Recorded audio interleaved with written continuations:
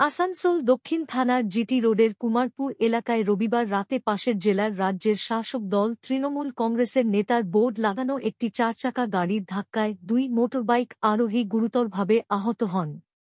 এই ঘটনাকে কেন্দ্র করে এলাকায় তীব্র উত্তেজনা ছড়িয়ে পড়ে।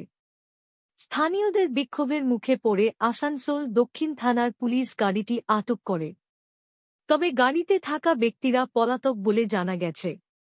এলাকার বাসিন্দা প্রত্যক্ষদর্শীদের কথা অনুযায়ী রবিবার রাতে জিটি রোডের কুমারপুর এলাকায় একটি দ্রুতগতির গাড়ি মোটরবাইককে ধাক্কা মারে। গাড়িটির একটি বোর্ডে লেখা ছিল, সম্পাদক, পুরুলিয়া জেলা তৃণমূল কংগ্রেস হিন্দি প্রকোষ্ঠ। এই দুর্ঘটনায় মোটরবাইকের 2 আরোহী গুরুতরভাবে জখম হন। আহতদের দ্রুত উদ্ধার করে আসানসোল জেলা হাসপাতালে ভর্তি করা হয়, যেখানে তাদের চিকিৎসা চলছে। ঘটনার পরেই স্থানীয় বাসিন্দারা ক্ষোভে ফেটে পড়েন। তারা গাড়িটি ঘিরে বিক্ষোভ শুরু করেন ও দোষীদের দ্রুত গ্রেপ্তারের দাবি জানান। স্থানীয়দের অভিযোগ, দুর্ঘটনার পর গাড়িতে থাকা ব্যক্তিরা ঘটনাস্থল থেকে পালিয়ে যান। খবর পেয়ে আসানসোল দক্ষিণ থানার পুলিশ ঘটনাস্থলে পৌঁছায়। বিক্ষোভকারী এলাকার বাসিন্দাদের কোনোমতে শান্ত করে পরিস্থিতি নিয়ন্ত্রণে আনে। পরে পুলিশ গাড়িটিকে আটক করে। এক প্রত্যক্ষদর্শী বলেন, ওই চারচাকা গাড়িটি খুব দ্রুতগতিতে আসছিল। মোটরবাইকটিকে ধাক্কা মারার পর কোনোরকম সাহায্য না করে চালক পালিয়ে যায়। এটা খুবই দায়িত্বজ্ঞানহীন আচরণ। স্থানীয়দের মধ্যে তৃণমূল কংগ্রেসের নেতার বোর্ড লাগানো গাড়ি এই ঘটনার জড়িত থাকা নিয়ে তীব্র ক্ষোভ তৈরি হয়। পুলিশ জানিয়েছে, গাড়িটি আটক করা হয়েছে। তদন্ত শুরু হয়েছে।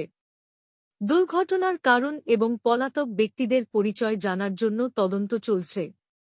আসানসোল দক্ষিণ থানার এক আধিকারিক বলেন, আমরা ওই এলাকার সিসিটিভির ফুটেজ পরীক্ষা করছি। প্রত্যক্ষদর্শীদের বয়ান সংগ্রহ করা হয়েছে। দোষীদের শীঘ্রই গ্রেপ্তার করা হবে। এই ঘটনা এলাকায় রাজনৈতিক উত্তেজনার সৃষ্টি করেছে।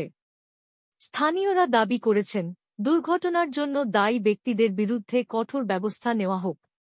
তৃণমূল কংগ্রেসের পক্ষ থেকে অবশ্য এই ঘটনা নিয়ে কোন প্রতিক্রিয়া পাওয়া হয়নি।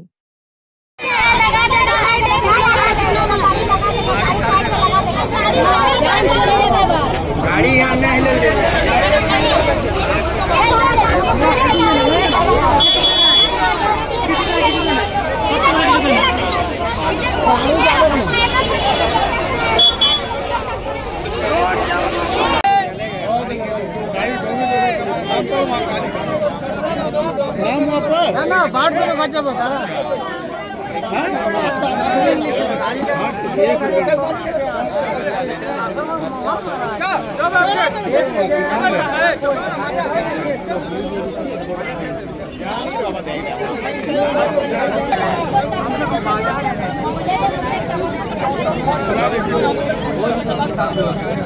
रोड का